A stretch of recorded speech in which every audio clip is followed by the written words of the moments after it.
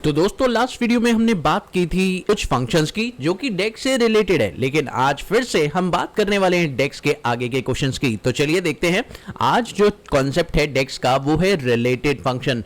तो शुरू करते हैं। देखिए रिलेटेड फंक्शन बड़ा मैजिकल फंक्शन है। इसको आप कैसे यूज कर सकते हैं ये बहुत जरूरी है कि अगर आप किसी डेटा सेट पर काम करें तो रिलेटेड फंक्शन का इस्तेमाल जरूर करें। पर कैसे, चलिए इसके लिए आपको गाइड करते हैं। तो सबसे पहले इसके लिए हमें चाहिए होगी एक टेबल और वो है डिस्काउंट नाम की टेबल। क्योंकि ये एक रिलेशनशिप फंक्शन है इसलिए इसको दो टेबल्स की जरूरत पड़ेगी। तो दोस्तों आप लोग ऊपर देख रहे हैं मेरे पास यहां पर है डिस्काउंट नाम की टेबल। मैं इसे डाउनलोड कर रहा हूं, फिर मैं इसे बताता हूं कि तो ये है डिस्काउंट नाम की टेबल। ये ओपन हो चुकी है, मैंने किया इसे डाउनलोड।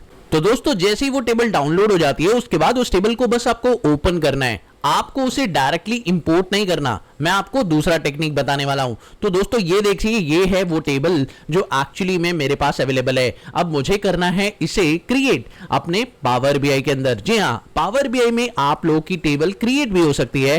कैसे? बिना इंपोर्ट किए। तो कॉपी पेस्ट करेंगे, कॉपी करते हैं इसको और पावर बीआई पे चलते हैं और दोस्तों यहां पर एंटर डेटा पर क्लिक करते हैं। उसके बाद आप लोगों को इस तरह का डायलॉग बॉक्स दिखेगा। इसके कॉर्नर वाले बटन पर जस्ट आपको क्लिक करना है और क्लिक करने के बाद आपको यहां पे पेस्ट करना है। और जैसे ही आप पेस्ट करेंगे उसके बाद यहां पर use first row as header का ऑप्शन मिल रहा है, इस पे क्लिक करिए और यहां पर इस टेबल का नाम दे दीजिए। इस टेबल का नाम है डिस्काउंट टेबल। मैंने टेबल का नाम दे दिया है क्योंकि मैंने यहां पर बताया था कि आप लोगों को इस टेबल का नाम डिस्काउंट टेबल रखना है। तो मैंने यहां से कॉपी पेस्ट किया, उसके बाद use first row as header कर दिया। आपके पास नहीं आ रहा हो तो सीधा आप नेक्स्ट कर सकते हैं। अगर आप लोगों के पास use first row as header का ऑप्शन नहीं आ रहा तो कोई घबराने की जरूरत नहीं है, आप लोग सिंपल लोड पर या नेक्स्ट पर क्लिक कर सकते हैं। डिस्काउंट टेबल लिखिए और नेक्स्ट पर क्लिक करके टेबल लोड करके दे देगा। बस आपको क्लोज एंड अप्लाई करना है और क्लोज एंड अप्लाई करने के बाद आप देखिए मेन स्क्रीन पर अब आपके पास एक और टेबल आ चुकी है और वो टेबल है डिस्काउंट टेबल। देखिए दोस्तों यहां पर आ गई आपके पास डिस्काउंट टेबल और आपके पास सेल्स टेबल तो पहले से थी ही। लेकिन अब दोस्तों इसका मैजिक क्या है? इसका मैजिक ये है कि अगर आप मॉडल व्यू पे जाते हैं तो आप देखेंगे कि ये दोनों टेबल आपस में अपने आप ही जुड़ गई है। और ये कैसे हुआ? ये ऐसे हुआ क्योंकि इन दोनों के बीच में एक कॉमन चीज इन्वॉल्व है और वो है प्रोडक्ट। यानी उस टेबल में भी प्रोडक्ट है और इस टेबल में भी प्रोडक्ट है। अब आपको दिख ही रहा होगा कि मैंने कुछ नहीं किया, पावर बीआई ने अपना स्मार्ट वर्क दिखाया यहां पर और इन दोनों प्रोडक्ट को टैग कर दिया क्योंकि प्रोडक्ट बिल्कुल सिमिलर थे उस डेटा के अंदर और इस डेटा के अंदर, बस इसने इसे टैग किया। अब ऐसा करने से हमें क्या बेनिफिट मिलता है चलिए मैं आपको बताता हूं। तो इस तरह का मेथड अगर आप अप्लाई करते हैं तो इसे करने से आपको एक फंक्शन और यूज करने का ऑप्शन मिल जाता है जिसका नाम है रिलेटेड। कैसे? चलिए मैं आपको दिखाता हूं। तो दोस्तों अब यहां पर आपको एक नया कॉलम क्रिएट करना है जिसका नाम है नेट सेल्स और नेट सेल्स का फॉर्मूला सिंपल है भाई, quantity into price minus discount. तो चलिए देखते हैं क्या ये क्रिएट हो सकता है। तो इसके लिए टेबल व्यू पे जाएंगे और उसके बाद सेल्स डेटा पे जाएंगे। अब आपको यहां पर एक नया कॉलम बनाना है और न्यू कॉलम क्रिएट करने के लिए न्यू कॉलम पे क्लिक करेंगे। उसके बाद कॉलम का नाम रखेंगे नेट सेल्स इक्वल्स टू, यहां पर आप लोगों को क्वांटिटी लेना है। तो सबसे पहले क्वांटिटी ले लिया, मल्टीप्लाई करेंगे और यहां पे प्राइस का कॉलम लेंगे, ठीक है। उसके बाद आप माइनस करेंगे, लेकिन माइनस करने के बाद जैसे ही आप डिस्काउंट लिखेंगे तो यहां पर आपको डिस्काउंट का ऑप्शन मिलेगा ही नहीं क्योंकि डिस्काउंट इस टेबल का पार्ट ही नहीं है, वो तो डिस्काउंट टेबल का पार्ट है। अब सवाल ये उठता है कि डिस्काउंट टेबल का वो कॉलम मैं यहां पर कैसे पिकअप करूं? तो इसके लिए आपको बड़ा सिंपल काम करना है, यहां पर एक फंक्शन यूज करना है रिलेटेड, यानी इससे रिलेटेड जो भी टेबल है वो मुझे दिखाओ।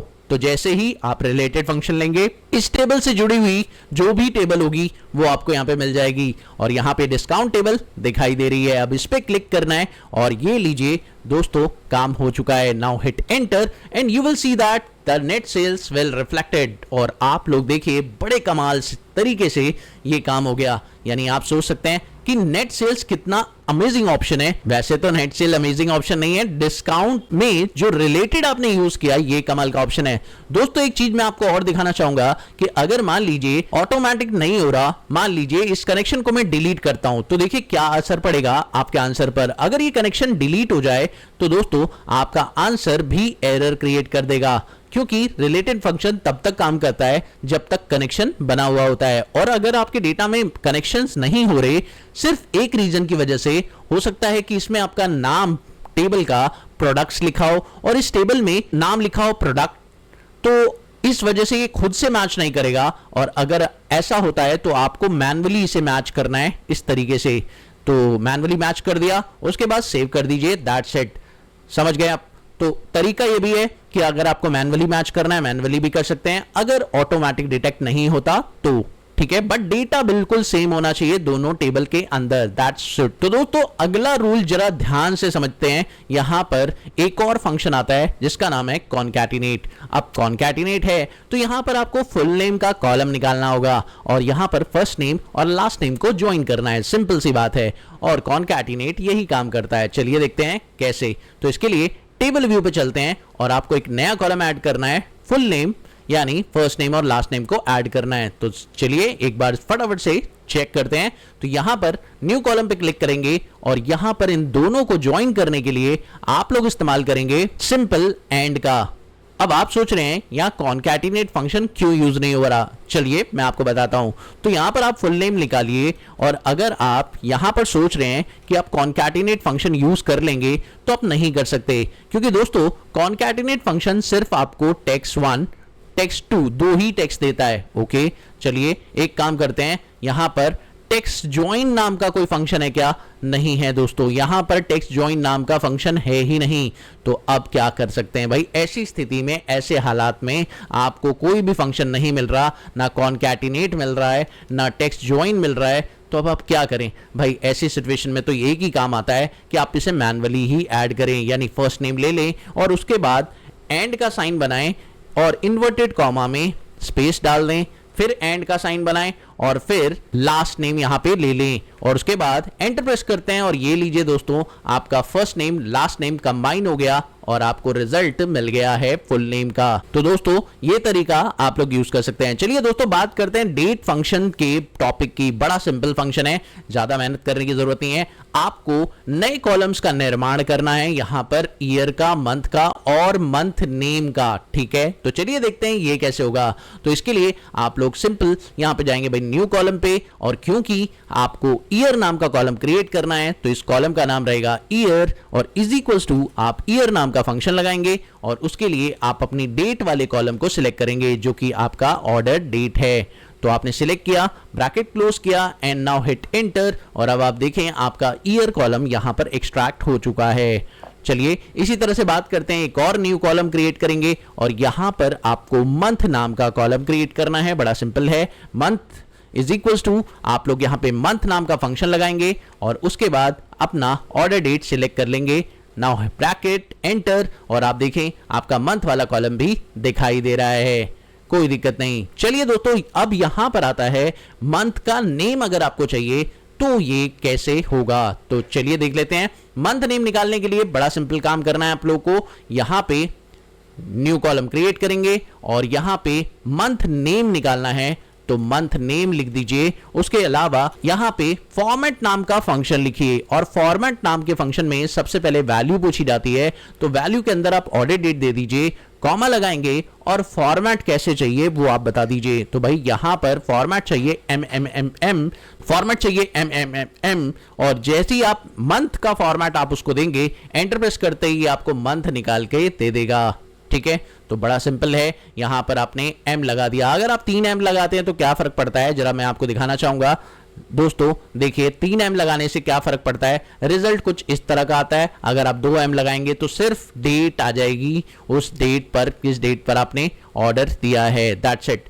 तो आपकी चॉइस है कि आपको इसका किस तरह का फॉर्मेट देखना है, आपके ऊपर डिपेंड करता है। अगर आपको इसका फुल फॉर्मेट देखना है तो भाई यहां पर 4 बार M, और इवन दो अगर आप यहां पे डी लिखते हैं तो भाई यहां पर इसी कॉन्सेप्ट को अगर डी के साथ चेंज कर दें तो भाई यहां पर क्या होगा, चलिए मैं आपको बताता हूं। इसे मैं कॉपी कर रहा हूं एंड नाउ मैं एक और कॉलम क्रिएट करके दिखाता हूं आप लोग को। मान लीजिए मुझे किसी ने कहा कि बताइए किस दिन, ये डे कौन सा है, डे का नेम भी बता दीजिए कि बुधवार है, शुक्रवार है, क्या दिन था इस दिन। तो भाई यहां पर अगर आपको डे नेम पता लगाना है तो बस सिंपल सा काम करना है। यहां देखिए मैंने एक नया कॉलम और बना लिया, तो वहां पर 4 बार डी लिखिए और नाउ हिट एंटर और अब आप चेक कर सकते हैं आपको डे का नेम भी मिल गया है। मंथ नेम निकालने के लिए आपको एम लिखना है, डे नेम निकालने के लिए आपको डी लिखना है ना, बड़ा सिंपल। चलिए बात करते हैं नेक्स्ट ऑप्शन की। तो नेक्स्ट ऑप्शन आपका आता है टाइम इंटेलिजेंस फंक्शन। अब दोस्तों टाइम इंटेलिजेंस फंक्शन इंटेलिजेंट है, इसीलिए इसका नाम है टाइम इंटेलिजेंस फंक्शन। तो टाइम इंटेलिजेंस फंक्शन में सबसे इंपॉर्टेंट फंक्शन आता है टोटल YTD यानी ईयर टू डेट फंक्शन। ठीक है, इट मींस क्या है, नीचे आप एग्जांपल देख सकते हैं। मान लीजिए आपने 11 तारीख को सेल्स की, 12 तारीख को सेल्स की, 13 तारीख को सेल्स की। ठीक है, उसके बाद आप लोगों ने सेम मंथ में सेल्स की है और अब यहां पर 3000 पहली सेल्स है तो आपका 3000 फर्स्ट आंसर आएगा। दूसरी सेल्स पर 5000 और 3000 दोनों जुड़ जाएगा। तीसरी सेल्स पर 5, 3 और 4 तीनों जुड़ जाएगा। It means year to date sales, यानी जिस दिन भी आप लोग सेल कर रहे हैं उसकी डेट बस कंबाइन होती चली जाए, आप लोगों का यही क्वेश्चन है। तो टाइम इंटेलिजेंस फंक्शन यही काम करता है। अब इसे कैसे निकालते हैं चलिए देखते हैं। तो बड़ा सिंपल है जी, आप लोग ये वही तरीका यूज करेंगे इस फंक्शन के अंदर, शायद कैलकुलेट तरीका यूज होता है। देखिए कैलकुलेट के तरीके से ही इसे लिखा गया है, बहुत सिंपल है, ज्यादा मेहनत नहीं करनी। और क्योंकि ये एक मेजर वाइज क्वेरी है, ये एक नया कॉलम क्रिएट नहीं करेगा। आप देखिए क्योंकि डेट का डेटा कोलैप्स होता चला जाएगा तो एक नया डेटा तो क्रिएट नहीं होने वाला। इट मींस ये एक रिपोर्ट व्यू में हम लोग मेजर वाइज क्वेरी पे लगाएंगे। न्यू मेजर पे क्लिक किया बट गलत जगह पे क्लिक कर दिया। मेजर क्वेरी के लिए आपको पहले मेजर कैलकुलेशन वाले सेक्शन पर क्लिक करना है, उसके बाद न्यू मेजर पे क्लिक करिए और अब आपको यहां पर क्रिएट करना है ईयर टू डेट सेल्स। अब दोस्तों यहां पर ईयर टू डेट सेल्स का ऑप्शन मैं आपको दिखा रहा हूं, लेकिन यहां पर हैं बहुत सारे ऑप्शंस। अगर आप चेक करें तो आप सारे निकाल सकते हैं। देखिए कैसे काम करता है ईयर टू डेट सेल्स। ये देखिए total year to date sales का। तो total year to date function में एक्सप्रेशन सबसे पहले पूछा जाता है, तो एक्सप्रेशन में आप सम फंक्शन लगा देंगे क्योंकि हमेशा से एक्सप्रेशन में फंक्शन का ही इस्तेमाल होता रहा है। तो यहां पर आपको सम करना है। किसका सम करना है यहां पे आप बता दीजिए भाई, आपको सेल्स का सम करना है या नेट सेल्स का करना है, वो आपकी चॉइस है। मैं फिलहाल यहां पे सेल्स का ही सम कर रहा हूं, तो यहां पे हमने सेल्स ले लिया, उसके बाद कॉमा प्रेस किया और यहां पे आपको डेट का कॉलम लेना है। तो भाई डेट का कॉलम कौन सा है ये आपको पता है, ऑर्डर डेट है, तो ऑर्डर डेट ले लेते हैं। दैट्स इट, और ब्रैकेट को कर दीजिए बंद। और अब चेक करिए दोस्तों ये कैसे काम करता है। तो चलिए मैं आपको दिखाना चाहूंगा हाउ इट्स वर्क। अब ये वाला सेक्शन यहां पर क्रिएट हो चुका है, लेकिन इस सेक्शन का वर्क कैसे होगा ये देखना बहुत जरूरी है। इसका आउटपुट क्या मिल रहा है ये दिखाता हूं मैं आपको। तो दोस्तों इसका आउटपुट देखने के लिए आपको ऑर्डर डेट रखना होगा, सेल्स रखना होगा और ईयर टू डेट सेल्स रखना होगा।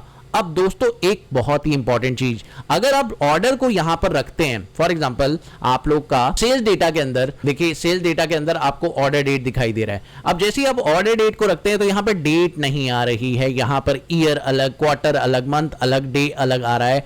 तो यहां पर इसको अलग अलग नहीं देखना, एक डेट फॉर्मेट में देखना है। अगर आप ऐसा चाहते हैं तो ये कैसे होगा, ऐसा क्यों नहीं हो पा रहा, बिकॉज इसमें इसकी हायरार्की ओपन हो रखी है और इसकी वजह से अगर आप यहां पर ईयर पे भी क्लिक कर दें तो भी ये काम नहीं करेगा, या आप सिर्फ डेट पर क्लिक कर दें कि सिर्फ डेट ही दिखाए, ऐसा हो नहीं सकता कि सिर्फ डेट दिखाए। ये दिखाएगा तो ब्रेकअप करके सब कुछ, यानी ईयर, क्वार्टर, डे, मंथ सब कुछ ब्रेकअप करके दिखाएगा। लेकिन अगर आप चाहते हैं कि नहीं जी हमें ब्रेकअप करके नहीं देखना, हमें इसे फॉर्मेट में देखना है, डेट फॉर्मेट में देखना है, तो आपको एक छोटा सा काम करना है। इसके लिए आपको फाइल में जाना है, फाइल में जाने के बाद ऑप्शंस एंड सेटिंग्स में जाना है, उसके बाद ऑप्शंस में जाना है और यहां पर आपको एक सेटिंग्स को डिसेबल यानी बंद करना है, बस इतना काम करिएगा। डेटा लोड पर क्लिक करेंगे और यहां पर ऑटो डेट एंड टाइम का ऑप्शन दिख रहा है, इसे आपको अनचेक कर देना है। अनचेक करने के बाद ओके जैसे ही प्रेस करेंगे और अब देखिए दोस्तों यहां पर आपको पर्टिकुलरली डेट दिखाई दे रही है। ठीक है,